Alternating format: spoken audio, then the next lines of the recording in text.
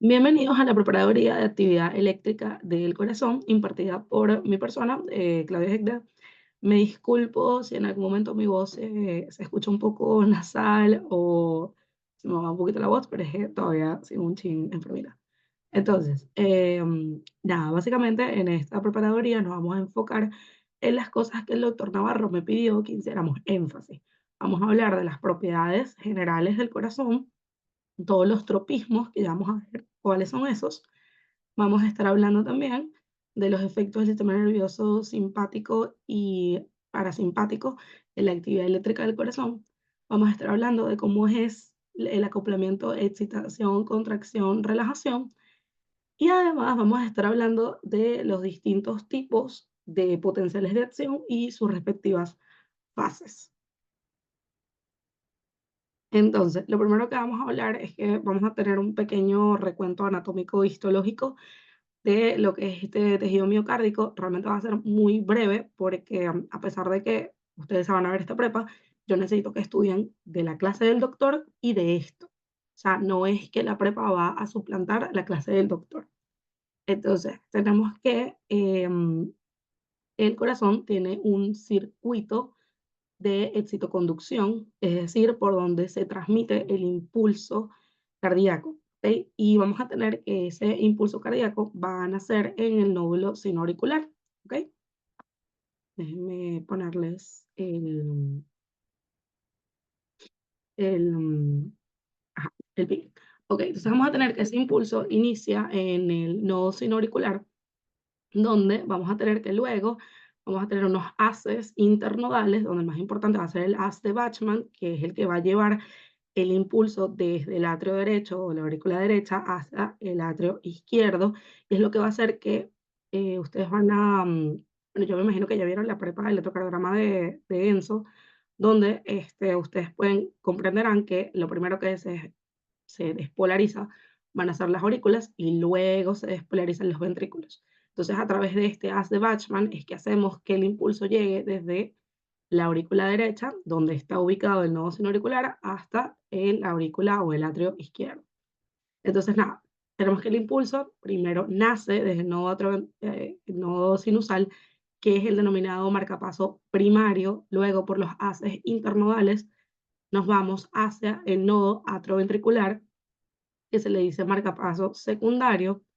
Luego va a pasar por todo el septum interventricular, donde se va a ir hacia el haz de His, donde vamos a tener una ramificación izquierda y una ramificación derecha, donde esa ramificación izquierda va a tener un segmento anterior y un segmento posterior, que realmente la importancia de ese segmento anterior y posterior, ustedes lo van a descubrir ya en tercer o cuarto año, cuando veamos que podemos tener bloqueos de rama izquierda anteriores o bloqueos de rama izquierda posteriores, ¿ok? Entonces, lo importante de recordar este sistema de conducción es que el nodo sinoauricular, ¿verdad? Es el que origina esos impulsos, ¿ok? Porque en este nodo, y también en el nodo atrioventricular, vamos a tener unas células P, ¿ok? O unas células nodales, donde esas células P o células nodales son capaces de despolarizarse espontáneamente, que ya lo vamos a ver progresivamente en esta prepa. Aparte de esto, nosotros tenemos que en el nodo atrioventricular se genera un retraso fisiológico que se les escribí aquí, que se denomina retraso nodal y es de 0,10 segundos antes de llegar a las de His. Ok, ¿por qué es importante este retraso fisiológico? Porque nosotros tenemos que esperar que se contraigan primero las aurículas para que luego se contraigan los ventrículos. O sea, las aurículas y los ventrículos no se pueden contraer al mismo tiempo. Y es por eso que existe este retraso fisiológico y que, por lo menos a mí me lo preguntaron. Cabe destacar que estas clases este año las está dando un nuevo doctor y que no tenemos como un antecedente de cómo pregunta, pero hay cosas o detalles que son importantes independientemente de qué doctor les esté dando, entonces por eso también les hago énfasis en esto. Y que bueno, obviamente como tenemos un tejido de excitoconducción que va a ser este nodo sinoauricular, el nodo atrioventricular, los haces internodales, el haz de His, el septum, las fibras de Purkinje, vamos a tener tejido ordinario que va a ser el tejido que compone las aurículas y el tejido que compone los ventrículos, ¿ok? Y eso es importante que sepan esa distinción y ya vamos a ver por qué. Por otro lado, hubo otra cosita que el doctor me dijo que les hiciera énfasis y era en los discos intercalares. Básicamente, los discos intercalares los vimos, o ustedes los vieron, en histología. Y los discos intercalares lo que hacen es que te permiten unir las miofibrillas, es decir, te permiten unir los miocardiocitos, ¿ok? Y mediante esa unión de los miocardiocitos hacen que el músculo cardíaco funcione como una unidad, es decir, se comporten como un sin sitio. Y esto es pregunta de examen, ¿ok? Entonces, ¿cuáles son los elementos que permiten que los miocardiocitos se comporten como un sin sitio? Los discos intercalares, ¿ok? ¿Y qué son los discos intercalares? Bueno, esos discos intercalares son canales formados por 12 monómeros de conexinas que permiten el paso de iones. Y esto fue una pregunta de mi año, y es que esos discos intercalares van a permitir el paso de moléculas de tamaños inferiores de un kD, ¿ok? Y justamente como van a ser moléculas inferiores de un kD, o sea, eso es un tamaño, permite el paso de segundo mensajero, es decir, de inositol trifosfato y de AMP cíclico. Esto me lo preguntaron a mí en mi año y yo no lo supe responder porque no le presté mucha atención. Entonces, por eso se los dejo en negrita para que a ustedes no le pasen lo mismo que yo, ¿ok? Entonces, estos discos intercalares no son lisos, tienen una conformación arrugada. Lo otro importante es que tienen canales de sodio y que en las regiones plegadas de estos discos intercalares vamos a tener los desmosomas y a las N-caderinas, que pueden estar desfosforiladas y cuando están desfosforiladas están separadas, o pueden estar fosforiladas y cuando están fosforiladas se encuentran unidas. Entonces, esto es algo que en mi año no nos dieron, que esto sí es de las clases en particular de su doctor. Que, eh, nada, el detalle aquí, como que lo importante y lo que a mí me parece que les pueden preguntar, es que básicamente van a, ustedes van a descubrir más adelante en esta prepa que las moléculas adrenérgicas, es decir, las catecolaminas, adrenalina y noradrenalina, ellas actúan mediante un tipo de receptor que aumenta el AMP cíclico. Y ese AMP cíclico, al estar aumentado, activa la proteína quinasa A, y esa proteína quinasa A, las quinasas fosforilan, que eso es algo que vieron en bioquímica, y al favorecer esa fosforilación, lo que hacen es que esas desmosomas y N-caderinas se fosforilen y al estar fosforiladas se encuentran unidas. Entonces, al estar unidas, eso va a aumentar la velocidad de conducción de ese impulso intracardíaco. O sea, este es como el mecanismo supramolecular de cómo pasa. Simplemente la adrenalina aumenta el AMP cíclico, aumenta la fosforilación, fosforilamos a esos desmosomas y N-caderinas, se unen, o sea, empezamos a tener una conformación unida y eso aumenta la velocidad de conducción del impulso intracardíaco. Es como que lo importante de aquí. Entonces, los discos intercalares, yo creo que con que se aprendan todo lo que dice esta lámina, van bien. Luego venimos a las propiedades funcionales del corazón, que es algo que se las van a preguntar tanto en el quiz, como en el parcial, como en el final, como ahorita que yo estoy viendo farmacología, a mí me las están preguntando ahorita. Entonces, realmente es algo que hay que tenerle y hay que prestarle bastante atención. Entonces, vamos a tener 5 propiedades fundamentales. Vamos a tener el basmotropismo, el inotropismo, el cronotropismo, el dromotropismo y el lusotropismo, ¿ok? Estas características lo que nos hablan es de esas funciones o esas capacidades que pueda tener el corazón. Entonces, cuando hablamos de vasmotropismo, hablamos de la capacidad de excitar a ese músculo cardíaco, ¿ok? Entonces, es la propiedad del miocardio de presentar una respuesta eléctrica y mecánica ante un estímulo. Es decir, que cuando yo estimule el músculo cardíaco, eso genera una respuesta excitatoria que pueda ser tanto eléctrica como mecánica, ¿ok? Entonces, si hablamos de vasmotropilismo, hablamos de excitabilidad, hablamos de estímulos, hablamos de una respuesta eléctrica o mecánica o una respuesta eléctrica y mecánica, ¿ok? Cuando hablamos de inotropismo, esta es una muy importante y que, o sea, a ti se te puede olvidar, por ejemplo, el lusotropismo, pero el inotropismo no se te puede olvidar, porque el inotropismo es la capacidad del miocardio de contraerse, ¿ok? De acortar esas miofibrillas y generar tensión. Y esta característica de inotropismo va a estar más desarrollada en las células miocárdicas ordinarias, es decir, en las células del ventrículo y la aurícula, que en las fibras de los haces internodales y de los nodos. Entonces, cuando hablamos de algo ionotrópico, es algo, tenemos que pensar automáticamente en contractibilidad. Si hablamos de ionotropismo positivo, es algo que aumenta la contractilidad del músculo cardíaco, ¿ok? Y que ya vamos a ver mucho más adelante cuál de los dos sistemas, simpático o parasimpático, es el que hace ese efecto ionotrópico positivo. Otra de las características que también es muy importante y es lo que hace al tejido miocárdico único es que el corazón tiene una propiedad cronotrópica, ¿ok? Es decir, que tiene automatismo. Es la propiedad que tiene el miocardio de originar los impulsos que provocan su contracción en forma rítmica y regular, ¿ok? Básicamente es la propiedad que tiene el miocardio de despolarizarse él mismo y generar una respuesta sin necesidad de un estímulo. Y obviamente esta propiedad va a estar más desarrollada en las células nodales, sobre todo en el nodo sinoauricular, recordando que el nodo sinoauricular es el marcapaso primario. Entonces, ese marcapaso primario es el que más tiene capacidad de automatismo o el nombre como fisiológico, cronotropismo. ¿Ok? Luego tenemos el dromotropismo, que cuando hablamos de dromotropismo hablamos de conductibilidad, que es esa capacidad del corazón de transmitir el impulso cardíaco a todas sus fibras. Y además ya sabemos que esa capacidad del miocardio de que yo estimule una fibra y se transmita a todas las fibras, también se debe a su conformación de sincitio, ¿ok? Y la última es la propiedad del lusotropismo. El lusotropismo es básicamente la capacidad del corazón de relajarse, porque acuérdense que si algo se contrae, también tiene que tener la capacidad de relajarse. Y aparte, esa relajación, les puse un rayito aquí, porque esa relajación depende de ATP, depende de energía. No es un proceso pasivo. Entonces, tanto la contracción como la relajación del corazón son procesos activos. Son procesos que dependen de energía, son procesos que dependen de ATP. ¿Ok?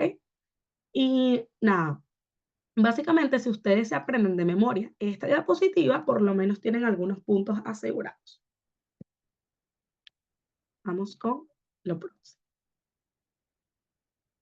Bueno, y que no solamente se lo aprendan al caletre, sino que sepan relacionarlo con el efecto simpático o parasimpático que lo vamos a ver más adelante. ¿Ya? Ok. Ok, luego vamos a ver los tipos de potencial de acción. Nosotros vamos a tener dos tipos de potenciales de acción. Vamos a tener potenciales de acción de respuesta rápida y potenciales de acción de respuesta lenta. Básicamente, los potenciales de acción de respuesta rápida van a estar ubicados en ventrículo, aurículas y en el sistema de excitoconducción, pero solamente va a estar en el haz de His y en las fibras de Purkinje, porque el de respuesta lenta es el que va a estar en el nodo sinoauricular y en el nodo atrioventricular. Esto es muy importante que lo fijen. Entonces, cuando hablamos de respuesta rápida, hablamos de ventrículo, aurículas, fibras de Purkinje, hasta el mismo haz de His, pero cuando hablamos de respuesta lenta, estamos hablando de que va a ser el potencial de acción que va a estar en el nodo sinoauricular y en el nodo atrioventricular. Aparte, es muy importante que aprendamos a diferenciar este potencial de acción de respuesta rápida del de respuesta lenta y viceversa. A simple vista podemos observar que el potencial de acción de respuesta rápida tiene 5 fases. Tiene una fase 0, una fase 1, una fase 2, una fase 3 y una fase 4, mientras que la respuesta lenta solamente tiene 3 fases, una fase 0, una fase 3 y una fase 4. Aparte, si nos fijamos muy bien en la gráfica, podemos ver que el de respuesta rápida, perdón, sí tiene un valor de potencial de membrana en reposo. Igual ya vamos a profundizar más en esto, pero es para que simplemente ustedes observando la gráfica pueden entender cuáles van a ser esas grandes diferencias. Entonces podemos ver que el de respuesta rápida va a tener un potencial de membrana en reposo, mientras que el de respuesta lenta no tiene un potencial de membrana en reposo, porque vemos que esto está a -60, y eso realmente no coincide con un valor de potencial de membrana en reposo cuando ustedes vieron en las otras unidades que el valor de potencial de membrana en reposo era entre -90 y -80. Entonces, este sí tiene un potencial de membrana en reposo y este no tiene un potencial de membrana en reposo. Ahora vamos a ver esto mucho más a fondo y vamos a hablar específicamente de los potenciales de acción de respuesta rápida. ¿Ok? Yo sé que si lo vemos así, es como demasiada información, pero nosotros vamos a ir desglosando fase por fase lo que es este potencial de membrana, perdón, este potencial de acción rápido. ¿Ok? Entonces, lo primerito, que es lo primerito que les dije, el potencial de acción de respuesta rápida posee un potencial de membrana en reposo de -90 milivoltios, que corresponde a la fase 4, ya lo vamos a ver. Y lo otro importante es que tiene una meseta sostenida, ¿ok? Que es algo que, si retrocedemos un momento, vemos que el de respuesta lenta no tiene una fase de meseta. Entonces también son maneras de ir identificando cuál es el de respuesta rápida y cuál es el de respuesta lenta, porque en el quiz a ustedes les van a poner un potencial de respuesta rápida o les van a poner un potencial de respuesta lenta. Y les van a indicar como que, ok, cuáles son los iones involucrados en la fase 1, cuáles son los iones involucrados en la fase 2. Entonces, si tú no estás ubicado en que este es el rápido y este es el lento, se hace más difícil. Sigamos aquí entonces. Ok, entonces lo primordial de este potencial de acción de respuesta rápida es que sí tiene un potencial de membrana en reposo de -90 milivoltios y posee una meseta, que es esta fase 2 que vemos aquí. Entonces vamos a hablar de esto un poco más a fondo. Entonces vamos a tener la fase 4 del potencial de membrana, perdón, del potencial de acción rápido, donde esta fase 4 corresponde al potencial de membrana en reposo, que ¿cuál era el ion que te permitía tener un potencial de membrana en reposo o que era el que mayormente participaba en este potencial de membrana en reposo? Era el potasio. ¿Por qué? Porque el potencial de equilibrio del potasio se encontraba relativamente no tan lejos, tampoco tan cerca, porque me acuerdo que eran como unos -110, y tenía canales abiertos en reposo, que es realmente la parte, que era como que la parte más importante de que el potasio fuera el que participara en el potencial de manera en reposo. Entonces, aparte de que este potencial de manera en reposo es mantenido por la bomba sodio-potasio, que ya ustedes la conocen muchísimo, lo importante aquí es que este potencial de membrana en reposo se mantiene es por el potasio, ¿ok? Porque se genera una corriente de salida de cargas positivas que cuando tú estás sacando cargas positivas, estás dejando el interior celular ligeramente cargado negativamente. Y a eso es que se debe ese -90 milivoltios. Y aparte de que este potencial de membrana en reposo se mantiene por la bomba sodio-potasio, vamos a tener que se mantiene también por los canales IK1, ¿ok? Que van a ser esos canales de potasio que van a estar abiertos en reposo. Y que una característica importante es que estos canales IK1 solamente están presentes en los potenciales de respuesta rápida. En los potenciales de respuesta lenta no están presentes estos canales IK1 y ya vamos a ver qué relevancia o qué importancia tiene esto. Necesito que lo tengan en la mente. ¿Ok? Entonces, fase 4, potencial neuronal en reposo, dependiente de potasio y este canal IK1 más la bomba sodio-potasio.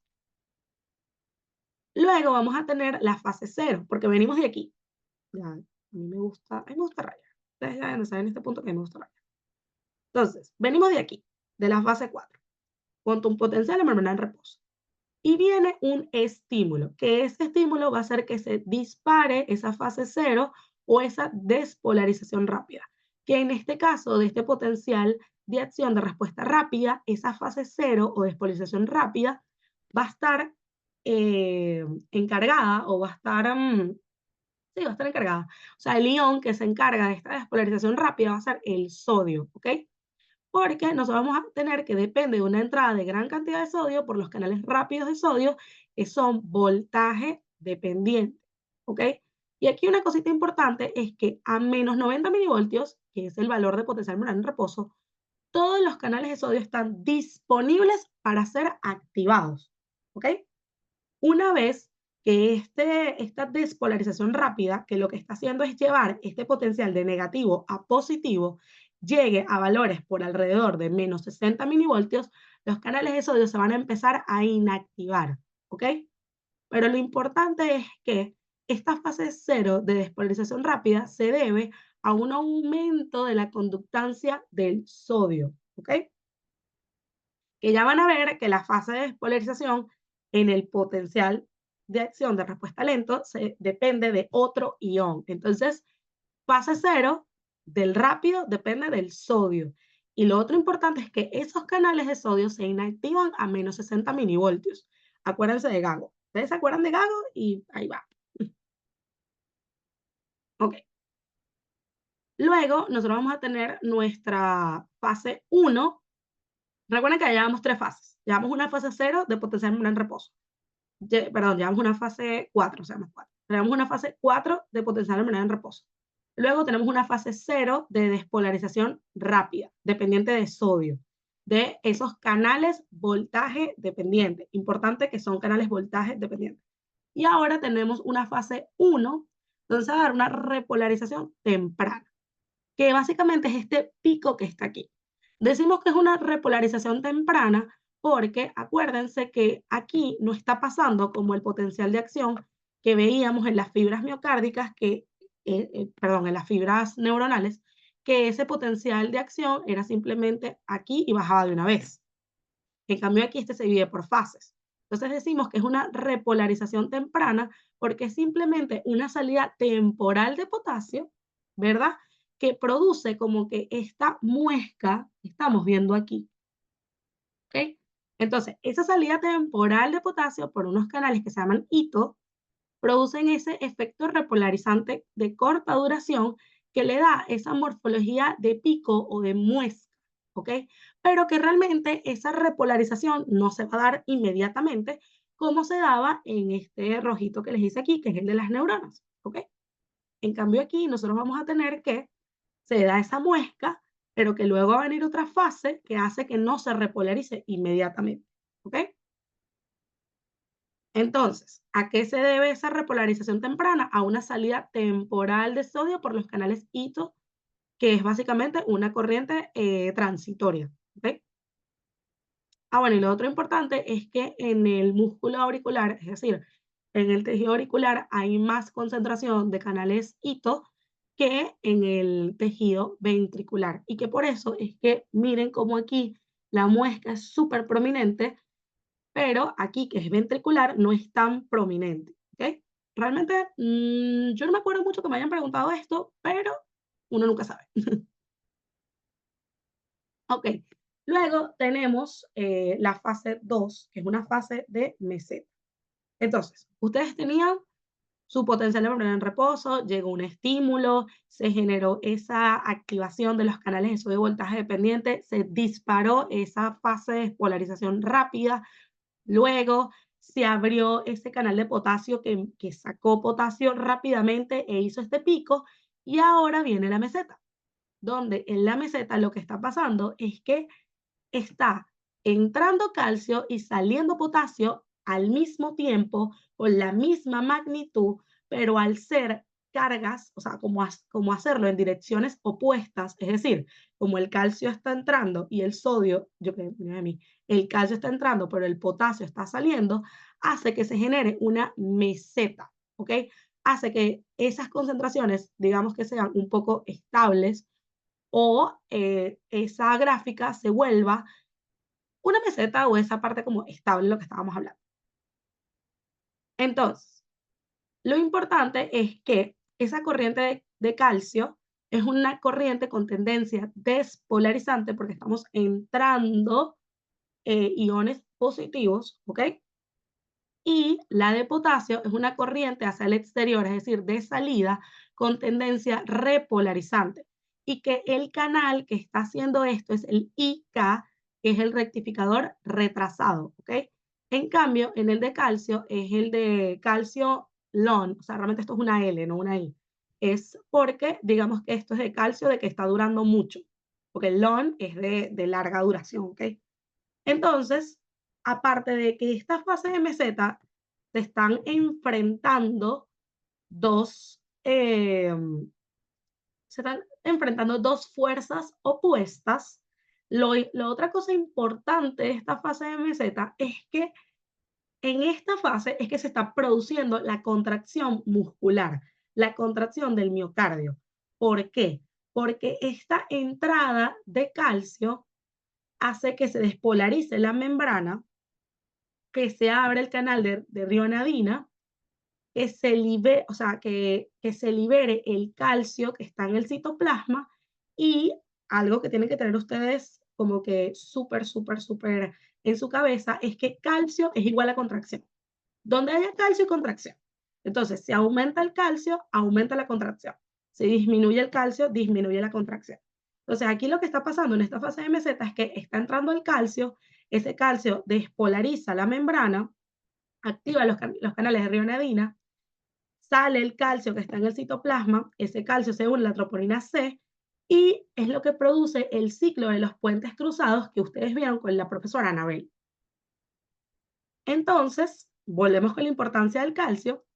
Esa entrada de calcio en esta fase del potencial permite la liberación de más calcio de los depósitos intracelulares ubicados en las cisternas terminales del retículo sarcoplásmico y así iniciando la contracción. Entonces, es lo que les estaba diciendo. Si el calcio disminuye, la fuerza de contracción también disminuye. Si aumenta el calcio, la fuerza de contracción aumenta. Entonces, aquí lo vemos un poquito más esquematizado y es lo que estábamos hablando. Ionotropismo era contracción, ¿verdad? Entonces nosotros vamos a tener que el calcio es un agente ionotrópico positivo y que nosotros vamos a tener que hay algunos fármacos o algunas sustancias que van a ser ionotrópicos negativos, es decir, que van a disminuir la contracción, o ionotrópicos positivos que van a favorecer esa contracción. Entonces los ionotrópicos positivos van a ser nuestro sistema nervioso simpático porque ellos aumentan la liberación de calcio al citoplasma. También los agonistas adrenérgicos, es decir, las sustancias que son estructuralmente iguales a las catecolaminas. Y tenemos los ionotrópicos negativos, que van a ser el ditiacem, los beta bloqueantes y el parasimpático. El parasimpático lo que va a hacer es cerrar a esos canales de calcio, no va a permitir esa salida de calcio y más bien va a hiperpolarizar la célula con otros mecanismos que ya vamos a ver. Pero lo importante en la fase de meseta es que ustedes entiendan que hay dos fuerzas que se están enfrentando, donde una está metiendo calcio, la otra está sacando potasio y que eso hace que haya una estabilidad en el potencial de membrana por un momento. O sea, esta es como que esa estabilidad. Y que lo otro importante es que como está entrando calcio, es en el momento que se está dando la contracción muscular. Y ya vamos a ver que es muy importante esto, de que no ha terminado el potencial de acción y ya se está dando la contracción, que es algo particular del músculo cardíaco. Esto no pasa en otros sistemas. Ok, luego seguimos recapitulando. Teníamos nuestro potencial de membrana en reposo, llegó el estímulo que activó los canales de sodio, se genera la despolarización rápida, luego viene la repolarización temprana que genera esta muesquita, luego viene la fase de meseta donde está entrando calcio, saliendo potasio, y ahora viene nuestra fase 3, que es la repolarización tardía, donde van a actuar dos canales de potasio. El rectificador retrasado, que es el mismo que actuaba en esta fase de meseta, rectificador retrasado, y el rectificador interno o IK1, ¿ok? Entonces, el rectificador retrasado actúa en la fase de meseta y en la mitad de la fase 3, como hasta aquí, más o menos. Y luego se activa el IK1 o rectificador interno, que actúa en el final de la fase 3 y en la fase 4. Entonces, si a ustedes les preguntan cuál es el canal que realmente lleva el potencial de acción a un potencial de membrana en reposo, va a ser el IK1, ¿ok? Porque el IK1 es el que actúa al final de la fase 3 y en la fase 4, ¿ok? Porque, como estamos leyendo aquí, la corriente o flujo masivo de potasio al exterior, es decir, la salida de potasio de carga, o sea, de cargas positivas, lleva el potencial de membrana a menos 60 milivoltios. El que lo va a llevar de menos 60 milivoltios a menos 90, que es el valor de potencial de membrana en reposo, va a ser el IK1, ¿ok? ese rectificador interno. Y esto es importante por lo que yo les estaba diciendo de que los potenciales de respuesta lenta no tienen IK1. Entonces, por eso es que ellos se quedan en -60. Igual ya lo vamos a ver más adelante, pero es para que ustedes vayan relacionando uno con el otro. Entonces, ¿es importante aprenderse los canales? Sí, porque son preguntas. Entonces, en la fase 3 es donde estamos sacando potasio, sacando potasio, sacando potasio, sacando potasio, para volver a un potencial de membrana en reposo, actúan dos canales. ICA, que es rectificador retrasado, que está activo desde la fase 2 y que se va a inactivar en -60 milivoltios, y el IK1, que es el que realmente nos va a llevar el potencial de acción a un potencial de membrana en reposo. Y esto es pregunta. Bueno, y realmente ya hablamos de todas las fases, porque aquí básicamente volvería a comenzar otro potencial de acción. Entonces, habiendo entendido todo esto, igual yo sé que esta prepa la van a ver varias veces, vamos a hablar sobre los periodos refractarios. Nosotros vamos a tener que los periodos refractarios van a depender de la cinética de los canales de sodio, y ya vamos a ver. Básicamente, un periodo refractario, que esto les debe sonar porque lo vieron hace poquito con Gago, es básicamente ese periodo de tiempo donde la célula no puede volver a ser estimulada, es decir, no puede volver a generar un potencial de acción independientemente de que tú le hayas metido un estímulo supraumbral. Es decir, no importa que tú a esa célula le hayas metido un impulso de 100, si esa célula está en un periodo refractario absoluto, no va a poder volver a generar un potencial de acción. Entonces, vamos a tener que eso de periodo refractario va a depender de los canales rápidos para el sodio, porque al llegar al potencial de membrana a -60 milivoltios, todos los canales están inactivos. Acuérdense que a -90 milivoltios, todos los canales están disponibles para ser activados, pero que una vez llegamos a esos valores de potencial de membrana a -60, creo que aquí, una vez que se llega, no sé por qué, no puse una gráfica ya. Bueno, cuando llegamos a -60, esos canales van a estar inactivados, es decir, cuando este potencial de membrana en reposo llegue a -60, ni que tú le metas un estímulo de 100, va a generar un nuevo potencial de acción, ¿ok? Entonces, que creo que sí tengo otra foto allá. Entonces, básicamente, teniendo en cuenta que este periodo refractario depende es de la cinética de estos canales, vamos a tener tres tipos de periodos refractarios. Vamos a tener un periodo refractario absoluto, un periodo refractario efectivo y un periodo refractario relativo. El periodo refractario absoluto es que la célula es inexcitable, no vas a generar otro potencial de acción, ¿ok? Ni que el estímulo sea de 100, como les estoy diciendo. Y esto abarca desde la fase 0 hasta la mitad de la fase 3. Es decir, desde, o sea, en todo este periodo tú no puedes volver a generar un potencial de acción. Esto es un periodo refractario absoluto, ¿ok? Luego vamos a tener el periodo refractario efectivo, que, ya, que yo no sé por qué yo no puse más adelante, bueno, no importa. A ustedes no les importa que yo eche para atrás. Ajá, tenemos el periodo refractario efectivo, que vamos a tener que un estímulo supraumbral va a poder generar un potencial local, pero que no se propaga, ¿ok? Y eso solamente se puede dar, que se le había puesto, esto solamente se puede dar, este potencial, o sea, este periodo refractario efectivo, se puede dar más allá de -60 milivoltios. Es decir, como de al final de la fase 3 es que se puede generar ese periodo refractario efectivo, ¿ok? Aquí está, entre -60 y -90 milivoltios, durante el cual un estímulo supraumbral puede producir una respuesta local, pero no se va a propagar. Es decir, se genera ese estímulo en esa sola fibra y ya, no se va a propagar a todo el músculo, ¿ok? Y luego tienen el periodo refractario relativo, donde ya una vez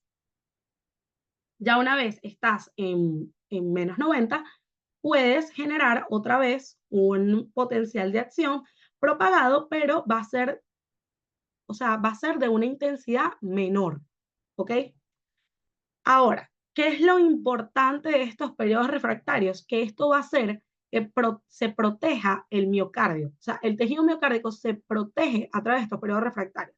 ¿Por qué? Porque imagínate que yo generé este potencial de acción y vuelvo a generar otro potencial de acción aquí. Entonces, ¿en qué momento tú vas a dejar que el músculo descanse? Nunca. Entonces, por eso es que se generan estos periodos refractarios o estos periodos de seguridad. A mí me gusta verlos más como periodos de seguridad. Entonces, tenemos el absoluto, ¿verdad? Que aquí está entre esta flecha y esta flecha, es decir, a valores, o sea, hasta -60 no puede generar un, ya, ajá, es que no sé, siento que no se pasa la lámina. Ok, aquí estamos. Entonces, básicamente, ese periodo refractario absoluto es donde ni que venga quien venga, ni que venga el estímulo más umbral del universo, eso no va a generar un nuevo potencial de acción. Y es porque no vas a tener canales de sodio disponibles para abrirse, porque a -60 milivoltios todos esos canales ya están inactivados.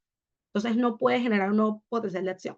En cambio, un periodo refractario efectivo, sí vas a tener algunos, porque estamos hablando entre -60 y -90, vas a tener algunos, no los vas a tener todos y simplemente vas a generar una respuesta local, pero no una propagada. Y en un periodo refractario relativo, también vas a tener algunos y sí puedes dar una respuesta propagada, pero realmente va a ser de menor intensidad. Y aparte que el estímulo que van a necesitar es mucho más grande para que se pueda dar. ¿Ok? Y bueno, el potencial de acción y el periodo refractario de las células auriculares es más corto que las ventriculares. Y lo importante de este periodo refractario, o a mí me gusta decirle periodo de seguridad, es que como en el miocardio los dos fenómenos se superponen, es decir, en el miocardio el potencial de acción y la contracción muscular se superponen. Es decir, el potencial de acción no ha terminado cuando la contracción ya se está dando, porque recuerden que yo les decía que la contracción muscular se da en la meseta. Entonces, no ha terminado el potencial de acción y ya el miocardio se está contrayendo, cosa que no pasa en el músculo esquelético. El potencial de acción se da y luego de que termine ese potencial de acción es que se dispara la contracción muscular del músculo esquelético. ¿Qué pasa? Este periodo refractario y que tanto la contracción como el potencial de acción se den como en un mismo momento, hacen que el miocardio no sea tetanizable. ¿Ok? Porque ustedes se acuerdan que con la profesora Anabel vieron que el músculo esquelético se podía tetanizar. En cambio, el miocardio no se puede tetanizar porque la contracción y el potencial de acción se dan o se superponen en el tiempo. Entonces, eso no permite que se tetanicen. Y estos periodos refractarios lo que hacen es como que ese mecanismo de seguridad de que no lo estimulemos tanto, porque si lo estimulamos tanto, tanto, tanto, no se va a dar bien la contracción muscular del miocardio y al final la sangre no va a poderse eyectar de una manera adecuada del corazón y no va a poder llevar esa sangre correctamente a todo el organismo. ¿Ok? Entonces, esto es pregunta de parcial. El miocardio, a diferencia del músculo esquelético, no es tetanizable. ¿Y por qué? Porque la contracción y el potencial de acción se superponen. Y aparte, tenemos los periodos refractarios que no permiten que el corazón sea estimulado tantas veces en un mismo momento. Ok. Bueno, y eso fue todo con los potenciales de acción de respuesta rápida. Entonces, como un breve recuento, los potenciales de acción de respuesta rápida tienen 5 fases. Empezamos por una fase 4 de potencial de membrana en reposo, donde dependen de los canales IK, donde lo más importante de esos canales IK1 realmente, lo más importante de esa potencial membrana en reposo es que va a estar mantenido por la bomba sodio-potasio y que depende de potasio para que se dé. Luego tenemos la despolarización rápida que depende de sodio, donde a -90 milivoltios todos los canales de sodio están disponibles para ser abiertos. y que a menos 60 ya esos canales se inactivaron. Luego tenemos la fase 1 de repolarización temprana, donde se generaba ese pico, donde se generaba esa salida de potasio súper temprana, transitoria. Luego tenemos la fase de meseta, donde están esas dos fuerzas luchando por quién gana, ¿verdad? Y eso hace que el potencial se mantenga estable por unos segundos, donde está entrando calcio y saliendo potasio simultáneamente. Luego tenemos la fase 3 o repolarización tardía, donde solamente actúa el potasio mediante dos tipos de canales, ICA e ICA1, rectificador retrasado y rectificador interno. Y eso sería todo nuestro potencial de acción de respuesta rápida que está en las aurículas, en los ventrículos, en las fibras de Purkinje y en el haz de His. Y ahora, habiendo dejado ese pequeño recuento, vamos con el potencial de acción de respuesta lenta, que era el que estaba en el nodo sinoauricular y el que estaba en el nodo atrioventricular. Entonces, el potencial de acción de respuesta lenta. Lo primero es que les tengo estas viñetas que se las tienen que tatuar. No presenta un potencial de membrana en reposo. No. La principal razón es porque no tiene canales ICA1, que son los que permiten que el potencial vaya de menos 60 a menos 90. ¿Ok? No presentan una fase de meseta. Lo otro importante. Estos potenciales de acción de respuesta lenta no necesitan un estímulo. ¿Por qué? Porque este es el potencial que tienen los nodos. Y yo les decía que en los nodos ellos van a tener el automatismo, es decir, ellos mismos generan su estímulo para despolarizarse. Igual ya lo vamos a ver más bonito en la próxima lámina, pero es como para que entiendan por qué quiero que se aprendan full estos puntos. Lo otro importante, no presentan canales de sodio voltaje dependientes. Ustedes se acuerdan que yo les decía que en estos nodos hay unas células que son las células P o las células nodales. Esas células no tienen canales de sodio voltaje dependientes. Ya que la congestión nasal. Ajá. Y lo otro, bueno, se los vuelvo a poner aquí, no hay canales ICA1. Entonces, lo importante es que estas células que tienen potencial de acción de respuesta lenta, al no tener un potencial de membrana en reposo, ellos van a tener otra cosa, ¿cierto? Van a tener un potencial diastólico máximo, donde las fibras alcanzan su valor máximo de electronegatividad en menos 60 milivoltios. Y ya lo vamos a ver. Ok. Entonces, potenciales de acción de respuesta lenta. No presentan un potencial de membrana en reposo estable. Ellas van a tener que las fibras alcanzan su máximo valor de electronegatividad aproximadamente en menos 60 milivoltios, que es el denominado potencial diastólico máximo. Es decir, aquí les presento el potencial de acción de respuesta lenta. Como vemos, este potencial de acción de respuesta lenta no comienza en menos 90, comienza en menos 60, porque ese es el máximo valor de electronegatividad que pueden tener estas células. Y eso se denomina potencial diastólico máximo. Y lo importante aquí es que ellas van a empezar a despolarizarse de manera espontánea. Es decir, aquí no va a llegar ningún estímulo que abra algo y genere que llegue al umbral. No.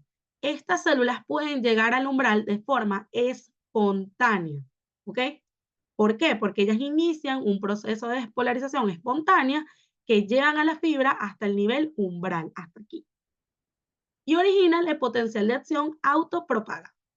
Y a esta fase se le denomina prepotencial o potencial marcapaso. ¿Por qué se le dice marcapaso? Porque no necesitan un estímulo, ellas son su propio marcapaso. Entonces, esta propiedad de las fibras nodales para despolarizarse en forma espontánea es la responsable del automatismo cardíaco o la otra palabra, cronotropismo cardíaco. ¿Ok? Entonces, ahora sí vamos a hablar de las distintas fases de este potencial de acción de respuesta lenta, pero lo que yo quiero que ustedes entiendan es que aquí no va a haber estímulo. Ellas mismas son independientes. Es decir, el potencial de acción de respuesta lenta puede generar su propio impulso, puede generar su propia despolarización.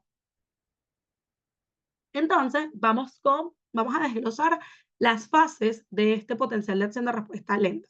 Vamos a tener una fase 4, que vendría siendo por aquí, una fase 0 y una fase 3. Entonces, la fase 4, que es la de despolarización lenta, prepotencial o potencial marcapaso, así se le llaman, vamos a tener a ver, que esta célula logre llegar de -60 al nivel umbral, que es entre -40 y -50 milivoltios, se debe a que hay un canal que se llama IF que no es selectivo para ningún ion.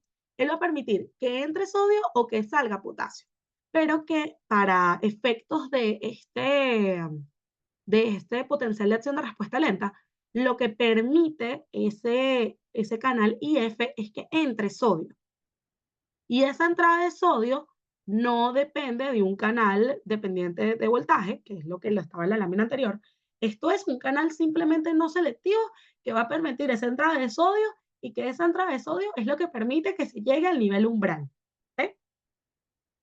Entonces, en condiciones fisiológicas actúa principalmente permitiendo la entrada lenta de sodio al interior de la fibra.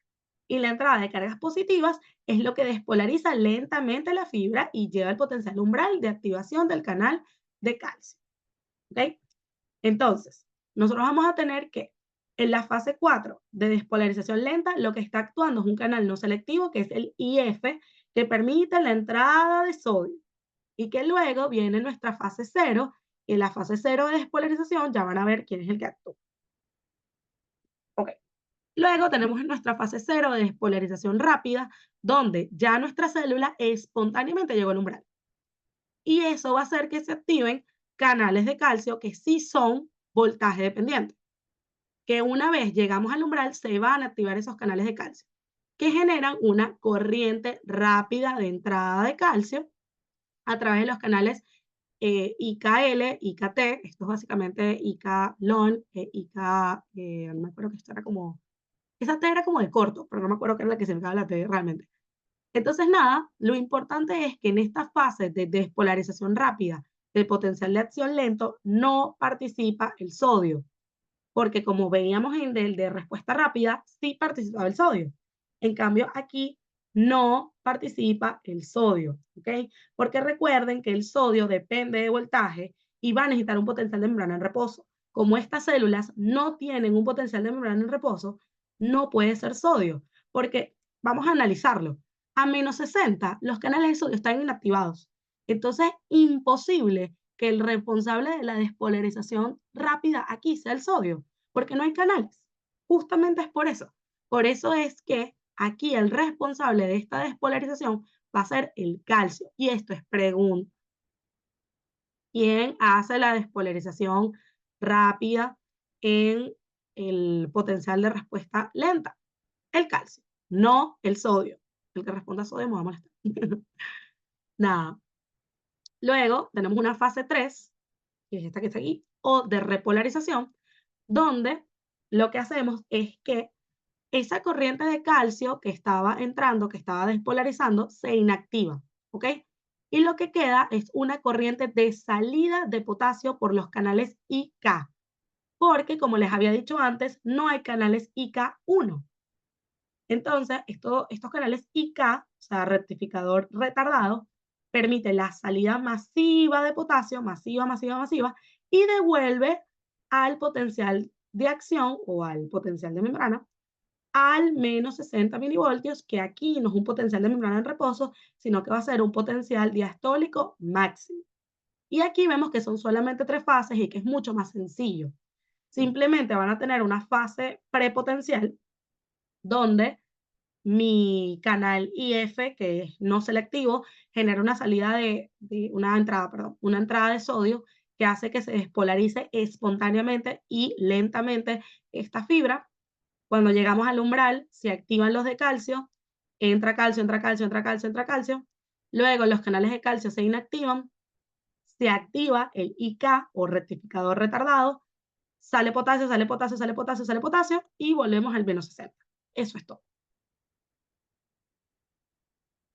Eso es todo realmente con los de respuesta lenta y espero que les haya quedado muy claro. Realmente lo que ustedes tienen que hacer es un cuadro. Hagan un cuadro donde ustedes vayan poniendo potencial de acción rápido, potencial de acción lento y van anotando las diferencias. Ya sabemos que el de acción rápida tiene 5 fases, el de acción lenta tiene 3 fases. El de acción rápida depende de canales de sodio voltaje dependientes. El de acción lenta no depende de canales de sodio voltaje dependientes. Tenemos que el de acción rápida tiene canal IK1, que es el que le permite llegar al potencial de membrana en reposo de menos 90.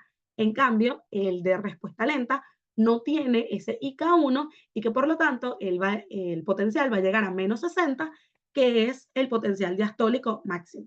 Entonces, si ustedes hacen esas diferencias mentales, yo les juro que el parcial va a fluir más fácil. Luego vamos a tener una parte muy importante que es la regulación eléctrica, que más que una regulación eléctrica va a ser una regulación simpática o parasimpática, donde tenemos que recordar que el sistema nervioso simpático es el que te permite responder a la lucha y a la huida, es decir, a que viene el tigre. El sistema nervioso simpático es el que te permite responder al tigre. Viene un tigre y te va a comer, tú tienes que salir corriendo, ¿verdad? Y como tú tienes que salir corriendo, te va a dar taquicardia. Entonces, ya vamos a ver cuál va a ser ese efecto que genera en el corazón. En cambio, el parasimpático es rest and digest, es decir, relájate, haz la digestión, ve TikTok y él lo que va a hacer es que te va a dar bradicardia, es decir, va a disminuir la frecuencia cardíaca. Entonces ya vamos a ver cómo es que estos dos sistemas regulan eléctricamente estos potenciales de acción o estas respuestas. Ok, entonces nosotros tenemos que nuestro sistema nervioso simpático actúa mediante los neurotransmisores adrenalina y noradrenalina y que los receptores que van a estar a nivel del músculo cardíaco principalmente van a ser los receptores beta 1, pero que también en los ventrículos, perdón, en las aurículas vas a tener beta 2 y en los nodos también vas a tener beta 2. ¿Qué hace el sistema nervioso simpático? El sistema nervioso simpático va a ser todo lo positivo, es decir, va a ser ionotrópico positivo, va a ser cronotrópico positivo, va a ser dromotrópico positivo, va a ser basmotrópico positivo y va a ser lusotrópico positivo. Es decir, él es todo positivo. ¿Por qué? Porque el sistema nervioso simpático actúa en las respuestas de lucha y huida. Tú necesitas optimizar todo eso para permitirle al individuo que salga corriendo del tigre. Entonces, cuando hablamos de inotropismo, es que aumenta la contractibilidad, es decir, facilita la abertura de canales de calcio, es lo que yo les estaba diciendo. Más calcio, más contracción. Entonces, más calcio, más contracción, más va a aumentar esa frecuencia cardíaca porque estamos contrayendo más el corazón. Cronotropismo, es decir, aumentamos también ese automatismo porque aumenta la recaptación de calcio, favorece la relajación, la meseta es más corta y aumenta el número de potenciales de acción por minuto. ¿Ok? Pero igual ya vamos a ver más detallado cómo es que esto sucede. Ahora, por otro lado, el parasimpático, que él es rest and digest, él es estoy sentado viendo TikTok, su neurotransmisor va a ser la acetilcolina, va a tener receptores muscarínicos y nicotínicos que realmente a nivel del corazón los que nos importan son los muscarínicos. Lo importante es que también activa canales de potasio dependientes de acetilcolina, que estos canales de potasio, dependiendo de acetilcolina, lo que van a hacer es hiperpolarizar la célula porque mientras tú saques más cargas positivas, vas a hacer que ese interior celular se vuelva más negativo, lo que va a ser más difícil que ese valor de membrana llegue al umbral y si yo tardo más a llegar al umbral, estoy generando un efecto negativo, es decir, un efecto cronotrópico negativo. Igual, ya lo vamos a ver en unas imágenes. Ok, yo vi que el doctor les habló un poquito de estas cascadas, así que las voy a dar igual. Nosotros vamos a tener que los receptores adrenérgicos son del tipo metadotrópicos, como lo vieron con la profesora Gago. Los receptores metadotrópicos son aquellos que el canal y el receptor son distintos y que actúan mediante segundos mensajeros. Aquí lo importante es que los receptores beta 1 y beta 2 son dependientes de proteína GS. Como lo vieron en bioquímica, la proteína GS es G estimuladora, o sea, la S es estimuladora. Entonces, la proteína GS lo que hace es aumentar la actividad de la adenilatociclasa, aumenta MP cíclico y aumenta la actividad de la proteína quinasa A, las quinasas fosforilan y al fosforilar ya vamos a ver qué pasa. Luego tenemos que los receptores colinérgicos metabotrópicos, que son realmente los que nos interesan, no es que los ionotrópicos no, sino que En el corazón nos importan son los muscarínicos, sobre todo los M2. Entonces, ellos van a ser proteína GI, que también lo vieron en bioquímica, GI de inhibitoria, donde disminuye la actividad de la anilato ciclasa, disminuye MP cíclico. Al disminuir MP cíclico, disminuye la fosforilación y lo que hace es que abre canales de potasio, voltajes dependientes, y eso genera hiperpolarización de la célula. Ya vamos a ver cómo se come todo esto, que de seguro no entendieron nada. Ok, ¿qué pasa? Aquí lo vemos un poco más visual. Nosotros vamos a tener que este es el interior de nuestro miocardiocito. ¿Qué está sucediendo aquí? Nuestro estímulo adrenérgico es que se activó el sistema nervioso simpático, liberó las catecolaminas, que es adrenalina y noradrenalina, e interactuaron con su receptor beta 1. Ese receptor beta 1 activa proteína GS estimulatoria, que aumenta la actividad de la anilatociclasa, que activa MP cíclico y que activa a la proteína quinasa A. Esa proteína quinasa A va a fosforilar los canales de calcio y al fosforilar los canales de calcio los está activando. Entonces, eso permite que salga calcio del retículo sarcoplásmico mediante estos canales que están aquí, que son los de renodina, ¿verdad? Si sale calcio, entre que aumente la concentración de calcio intracelular, eso hace que se una más a la troponina C y que genere más puentes cruzados, y al final eso aumenta la contracción. ¿Ok? Y lo otro importante que hace el sistema nervioso simpático es que va a fosforilar a esta proteína que está aquí, que se llama fosfolamba.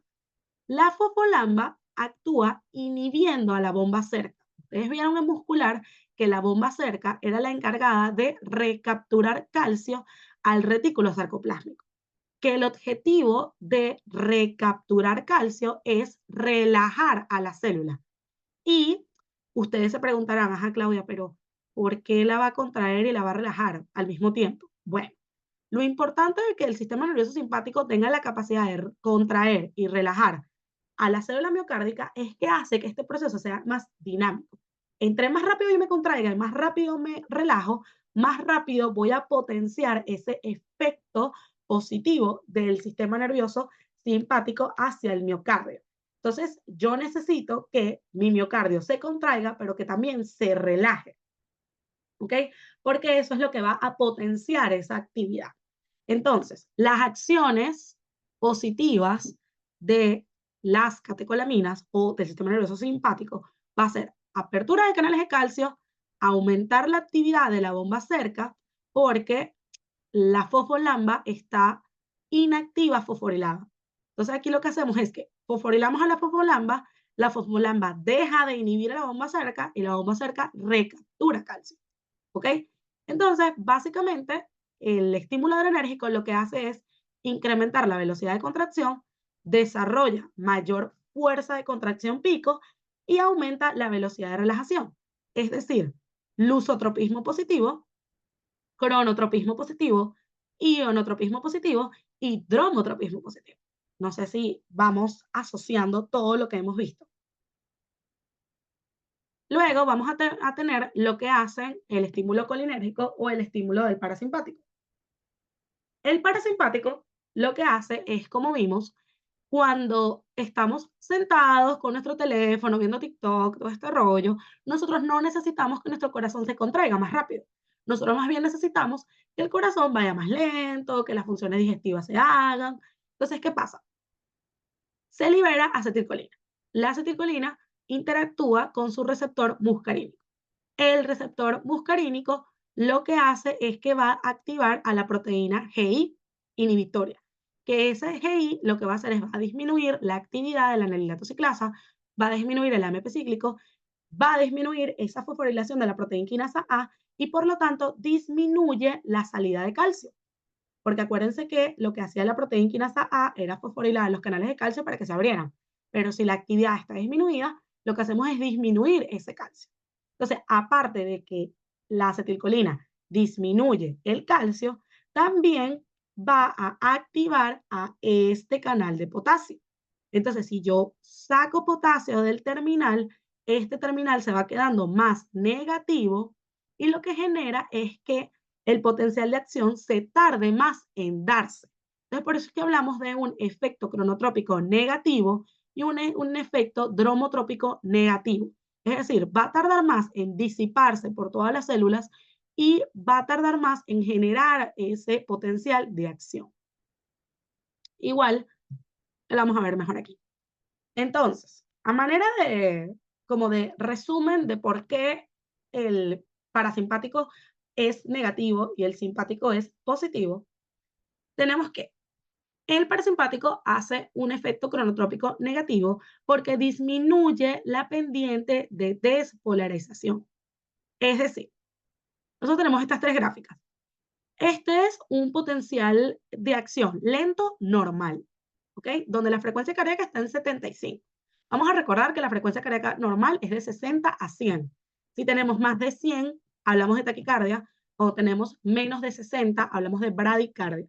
Entonces, este paciente que tiene una frecuencia cardíaca de 75 está normal y vemos cómo se están dando los potenciales de acción de manera normal.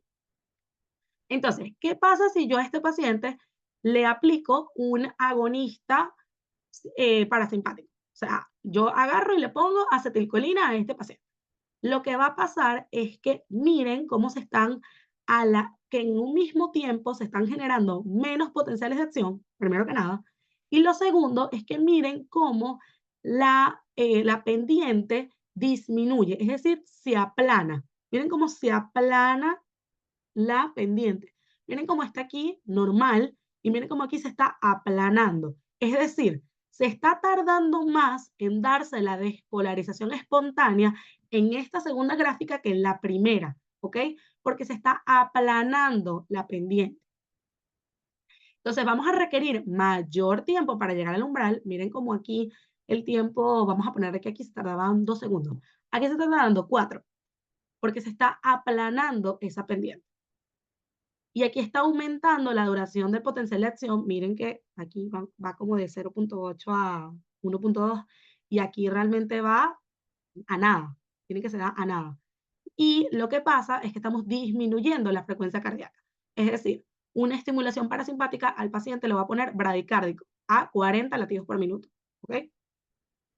Y que bueno, realmente bueno, esto ya es un poquito más de clínica, pero a los pacientes deportistas, los pacientes deportistas suelen tener un predominio parasimpático. Entonces, cuando ustedes hagan su interrogatorio en el examen, cuando llegan a las clínicas el año que viene, es muy importante preguntarle al paciente si hace actividad física, porque pueden tener la frecuencia cardíaca un poco disminuida y no quiere decir que tenga un problema patológico, sino que como ese paciente hace ejercicio, tiene un predominio parasimpático.